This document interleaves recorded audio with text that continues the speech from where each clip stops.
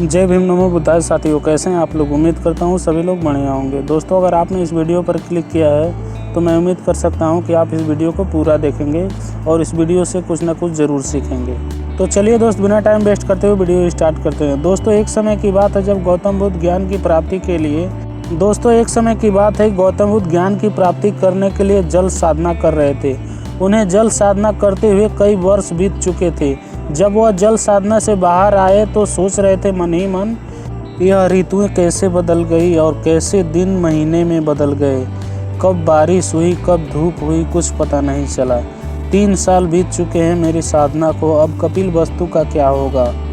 उस मुक्ति के मार्ग से, इस तपस्या के तत्पश्चात मैं अभी तक सत्य के मार्ग को नहीं ढूंढ पाया। क्या मेरे प्रश्नों का कोई प्रति उत्तर नहीं मिलेगा? क्या मेरी खोज ही असत्य थी? ये निराशा का भाव मेरे मन का ही खेल है। आशा और निराशा के ऊपर उठता है। अंदर से लगता है कि बस यह एक निधि ही है, लेकिन इसकी कुंजी कहीं आसपास ही है।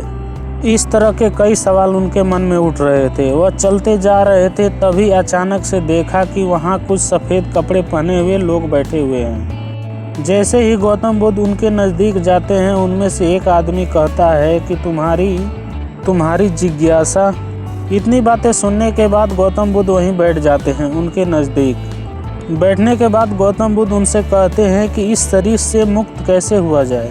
उसके बाद वह महात्मा कहते हैं कि इस शरीर को सुखाओ, गलाओ, इस शरीर को इतना सारे अहंकारों पर विजय पाओ। उसके बाद गौतम बुद्ध कहते हैं कि क्या यह संभव है। उसके बाद वह महात्मा कहते हैं कि तुम क्षत्रिय हो, राजघराने के हो।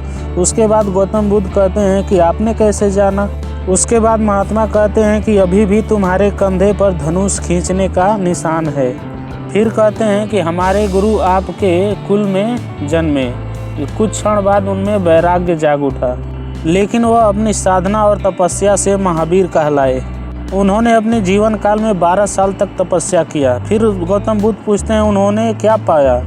फिर वह साधु कहते हैं कि उन्होंने अपनी 12 साल की तपस्या में कि यह शरीर एक शाश्वत है, इनका ना कोई मोल है और ना भाव है, यह समय आने पर खुद अपने साथ छोड़ देता है। उसके बाद वह महात्मा कहते हैं कि हमारे मन में अहिंसा इतनी पूर्ण हो कि उसका विचार सदियों तक न आए, और सुखा दो उस कामना को जो शरीर से जुड़ा है।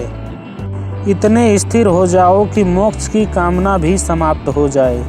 इतनी सारी बातें सुनने के बाद गौतम बुद्ध कहते हैं कि नीति परम सत्य के मार्ग पर पूर्व ज्ञान को मैं नकारता रहा।